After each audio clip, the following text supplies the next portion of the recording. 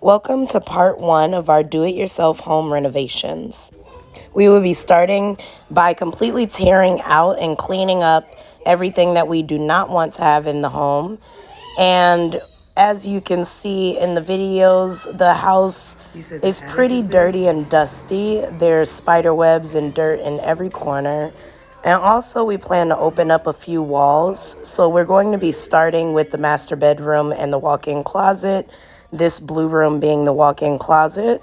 And we are taking down the drywall between the master and the closet.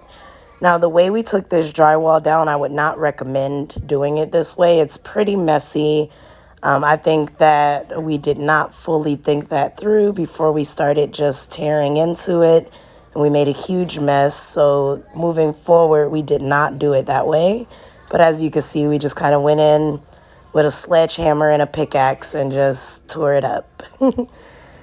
And so once we get this drywall down, we're going to be looking to see how we can create our archways on either side of the fireplace, going between the bedroom and the closet. And I'll show you that room from the other side, inside of the master. And we haven't really taken the wall down in the master as much as we have in the closet so far. But this is what we're working with to show you what we started with before we actually open this up. Now that we've gotten the entire wall removed, we have a pretty big mess on the floor, but we will be cleaning that up and taking it out to the dumpster. But just to show you what we're working with, once we remove the entire drywall, we did notice that this is a load-bearing wall. So making the archways is not impossible, but it will take a bit of engineering. It's not going to just be able to be cut out because we have to continue to support that weight with that wall. So now we've gotten the entire mess cleaned up and we're ready to move on to the next part of our project. We're going to come back around to this wall a little bit later on because it's not really necessary that we do it right now. I just wanted to get started cleaning up. This way we can get rid of the dumpster as quickly as possible. We also decided that in some areas we're going to remove the trim along the floor. So we did that partially in this room. We're not removing all of it though. So really just that side you saw. And then we're opening this wall up about a foot on each side. And that way we can make this opening a lot wider. We're also going to make it taller all the way up to the ceiling so that we can have more of an open concept going between the living room and the kitchen.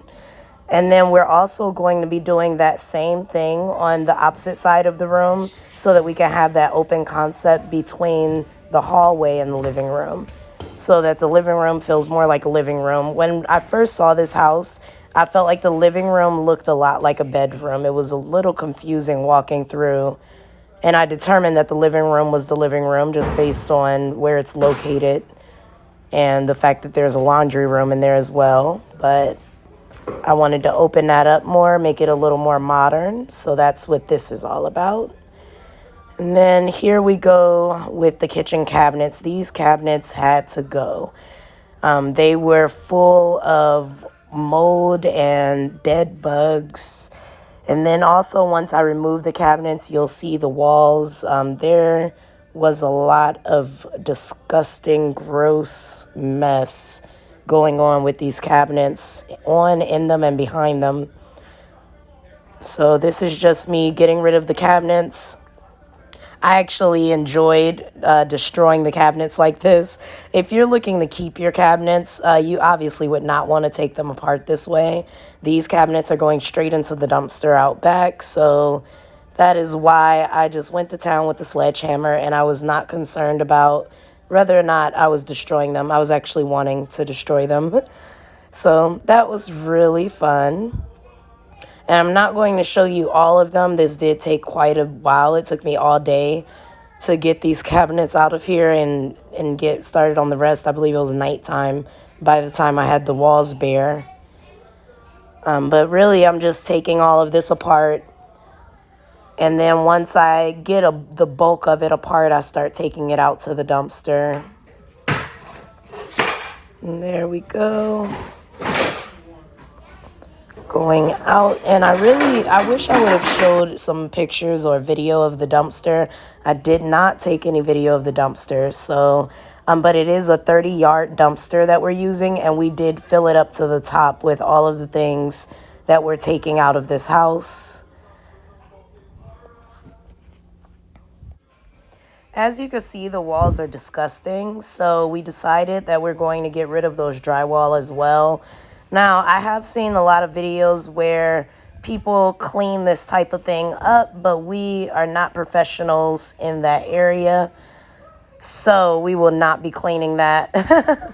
So we removed the walls, as you can see, and we also plan to remove a lot of that insulation, well, really all of it. We plan to remove that insulation as well because it's pretty gross, but now you can see it just looks a lot better already with those nasty walls gone. And we put down some plywood in the kitchen because we also plan to lay some flooring in the kitchen. As we're going along, we're also treating the house for mold and bugs, specifically roaches, because we see a lot of evidence inside of the insulation as well as inside of the door framing that indicates that the previous tenants may have had a pretty bad roach problem. And so we're just getting rid of all of that and also treating what's left. So here you see that all of the insulation is gone, the walls are gone, we're fully done laying that plywood, and we are ready to move on as far as the kitchen is concerned. I also vacuumed inside of the walls. It was not this clean when we first opened them up. Going back through the living room, you can see on the other side that we went ahead and removed the stud or the beam that was going from floor to ceiling. So we have that full opening as well as this full opening. And now we move on to the bathroom. This bathroom is something monstrous. So right now you'll notice that the floor is extremely nasty. There's a gaping hole in the floor and all of that good stuff. So I'm really going to start by cleaning up all the trash off of the floor. And then we'll be covering the floor with some plywood to make it more safe to walk on. And we can get started removing the parts of the drywall in the bathroom that we plan to remove. And then another thing also in this bathroom, we did notice above the bathtub, there was a bit of a water problem, a leaking problem. So we'll have to replace some of those 2x4s. And the drywall above the bathtub. And then we also are replacing this toilet because we came to find out that the toilet did not work properly. So since it's so disgusting, instead of trying to clean it and fix it, we decided to just replace it. So let's get started on that. And here you go. You can see what the floor looks like after I removed all the garbage. Now we're going to go ahead and lay some plywood over the pit of doom.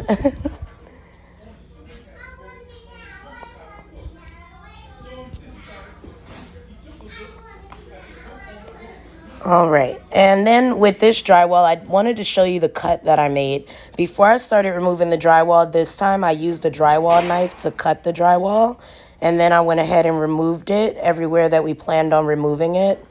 And I also already removed the insulation that was on the outside walls. The inside wall did not have any insulation, thankfully. And you can see we fully laid plywood all around the bathroom. And so we're planning to lay our flooring there as well. And now the bathroom is ready for the next step as well. That was actually fairly quick, so I'm glad about that. And we also already replaced the toilet. So this toilet here is a new toilet. And that was relieving. It's nice to have at least one working appliance. And then I went in and I used these products to clean the entire house. As I said, there was dirt in every single corner. All of the baseboards or the trim going around the floor area all looked like this. Every single area, corner, every inch of it And so that was a bit of a job for me, but here's our finished product. So far, this is how far we've come. I also mopped the floor. The main reason for doing that was just to get the dust and the dirt out of the house and clean up the air a bit. I also wanted to prepare the walls for paint. So now everything is clean enough that I can start sanding and actually preparing to paint everything. And also, we'll probably mop again because you can still see that there's some dust streaks on the floor. I mean, this house was considerably dirty, so one mopping cannot be expected to actually clean all of that. But I feel like we made some major progress, and I just wanted to show you all what we're working with here. One thing I didn't show in the beginning is the laundry room, which is right over here. The only thing that was in there were shelves and a water heater. So we removed that and then obviously did the same cleaning in here that we did in the rest of the house. And then also on the other side of the living room, there's a bit of a closet where there were shelves in here as well. This is also the opening for the attic above. So I wanted to clean that because that was pretty gross as well. Thanks for watching this video. If you enjoyed the video, please remember to give it a thumbs up. Also, comment and subscribe.